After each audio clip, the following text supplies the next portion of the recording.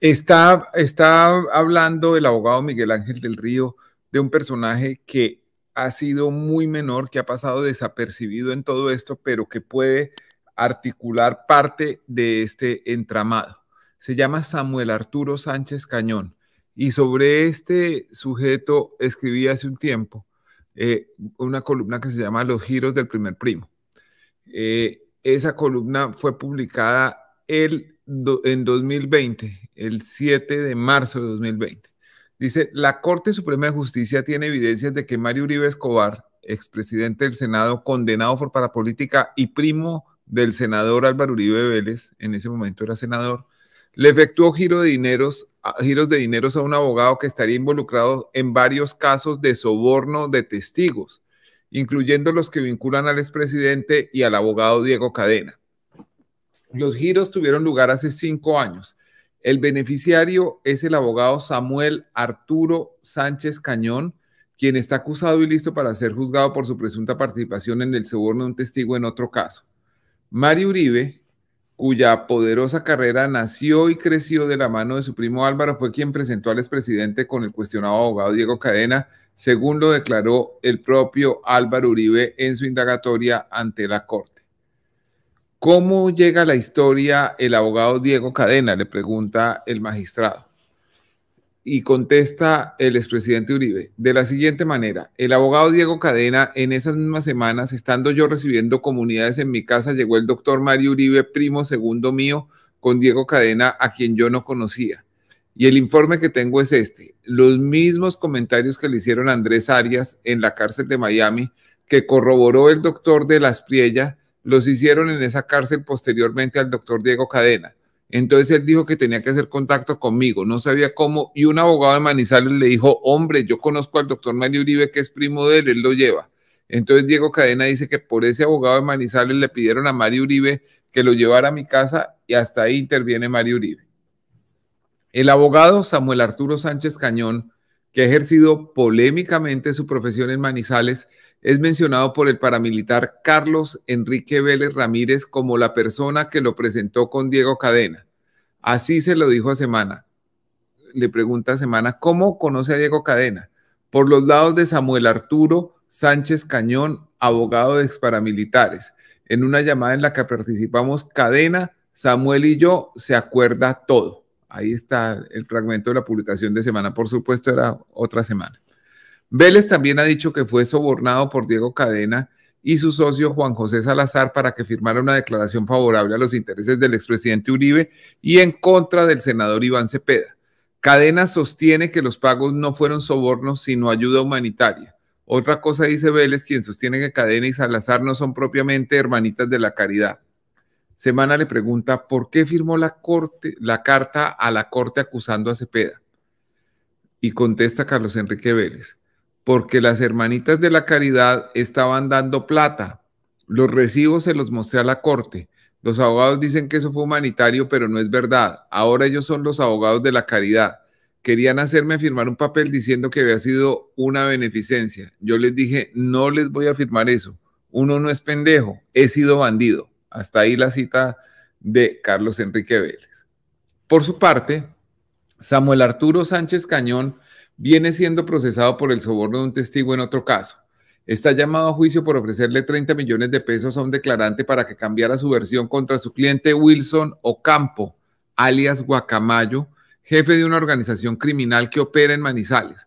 Por lo demás, un paramilitar fue grabado hace unas semanas, en diciembre pasado, diciendo que Sánchez Cañón es emisario de un cartel de testigos que funciona en varias cárceles del país. Los investigadores comisionados por la Corte Suprema encontraron que Samuel Arturo Sánchez Cañón recibió al menos 3 giros de Mario Uribe Escobar en diciembre de 2015 y enero de 2016. El primero de ellos por 1.461.000 pesos, el segundo por 1.459.000 y el tercero por 973.000 pesos. Ni Mario Uribe ni Samuel Arturo Sánchez contestaron las llamadas y mensajes para pedirles su versión sobre esas transferencias. La Corte Suprema ordenó investigar estos giros en el mismo documento en que dispone revisar unas operaciones financieras efectuadas por Julia Clemencia Valencia Osorio, la esposa del abogado Sánchez Cañón. Abro comillas. Julia Clemencia Valencia Osorio, identificada con tal cédula, quien aparece recurrentemente realizando y recibiendo giros a Samuel Arturo Sánchez Cañón, y a la señora María Elena Vélez Ramírez. María Elena Vélez es la hermana del paramilitar Carlos Enrique Vélez, el mismo que asegura haber sido sobornado. Entonces ustedes se dan cuenta de cómo esta persona pues está en varios episodios que tienen que ver con el proceso.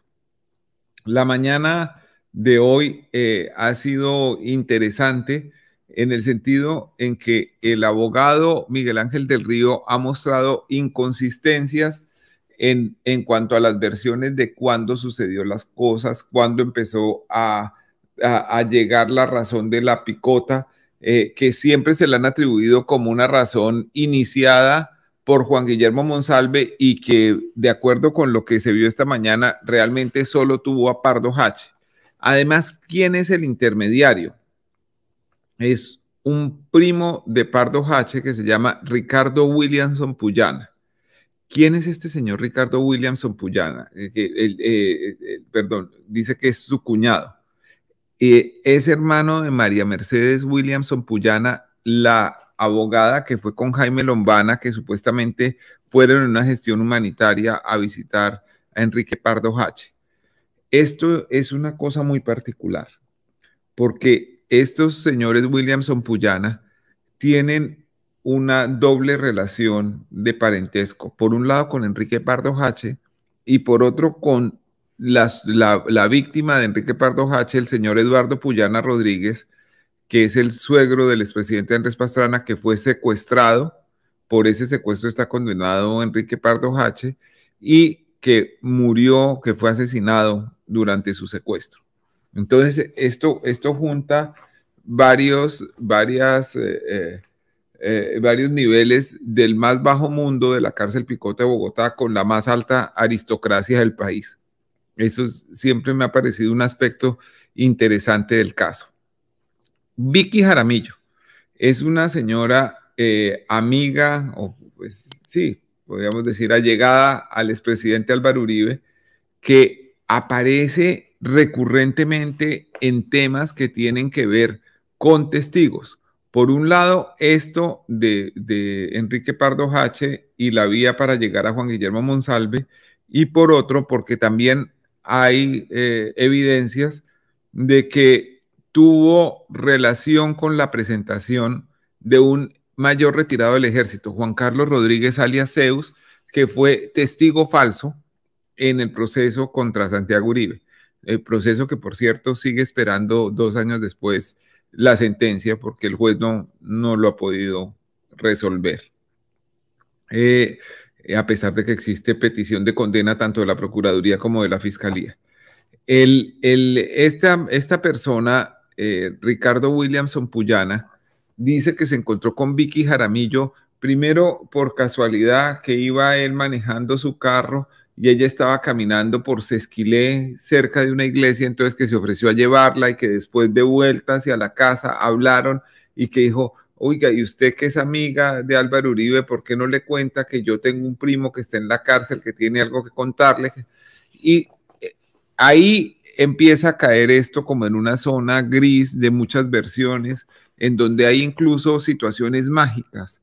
A la señora Vicky Jaramillo siempre se le aparecen personas justo cuando las estaba buscando, justo cuando llegan ahí, y todo eso pues hace su versión un poco fantástica.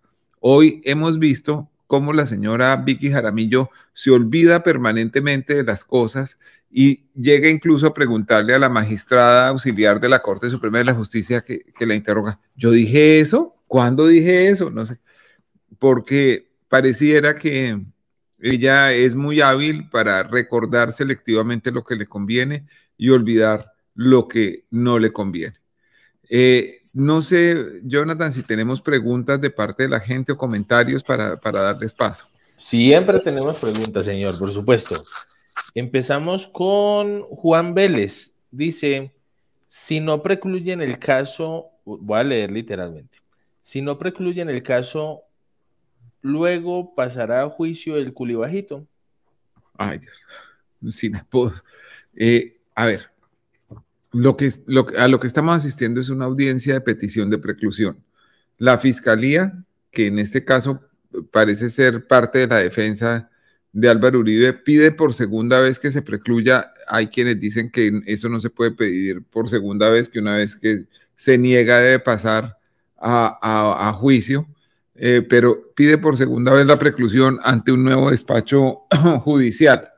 La juez debe resolver, después de oír a todas las partes, si hay lugar a la preclusión o si debe pasar a juicio. En cualquiera que sea su decisión, denlo por seguro que va a haber una apelación y que esto va a terminar resolviéndose por parte del Tribunal Superior de Bogotá, lo cual nos pone el caso en el año entrante y muy probablemente con un nuevo fiscal. Esto es muy especial porque si se niega la preclusión y va al tribunal y el tribunal niega nuevamente la preclusión, se acabó la discusión y tiene que ir a juicio. Si no se niega la preclusión, sino que se acepta y el tribunal acepta eso o resuelve en segunda instancia que se acepta la preclusión, el caso será archivado. Archivado quiere decir que puede ser reabierto si surgen nuevas evidencias, pero obviamente que todos hemos visto que no hay mayor voluntad para abrir este caso y para sacarlo adelante. A muchos les sorprende incluso que este haya llegado tan lejos frente a un hombre tan poderoso. Nunca un proceso de un expresidente había llegado al punto de imputarlo y de declararle la detención domiciliaria. Entonces, esos son los dos caminos del caso, que se vuelven 3 o 4 y que posiblemente se puedan volver 5 o 6, porque la parte que resulte con la apelación denegada seguramente va a apelar a la acción de tutela y esa acción de tutela llegará a revisión de la Corte Constitucional. O sea, estamos emprendiendo un proceso muy largo y muy complejo y con posibilidad de que prescriba la acción penal en el año 2025. Muy bien, señor. Ahora usted hablaba de la señora Vicky Jaramillo y dice Carlos Sepúlveda Ríos. Buen video el que subieron con las contradicciones de Vicky Jaramillo. Doctor Daniel, qué inmediatez. Ay, sí, eso sí es gracias a Jonathan y a su equipo que tramitan estas cosas rapidísimo para que ustedes tengan forma de enterarse de lo que está pasando en la audiencia, los momentos más interesantes. Todos los méritos son para él. No, señor, no, señor, somos todos un equipo. De hecho, estamos pegando en el chat de YouTube el link, por si aún no lo han visto, pues lo vean en cualquier momento que puedan.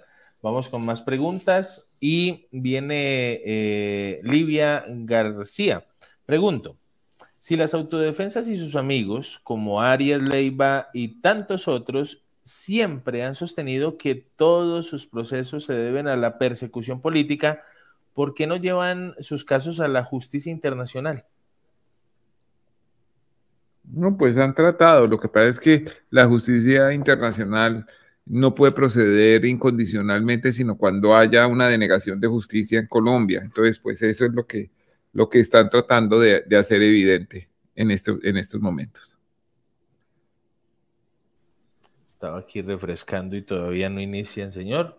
Vamos entonces con más preguntas. Mientras tanto, dice Gerson Enrique Anaya Rueda, ¿cuándo se emite la sentencia de la juez luego de revisar las pruebas?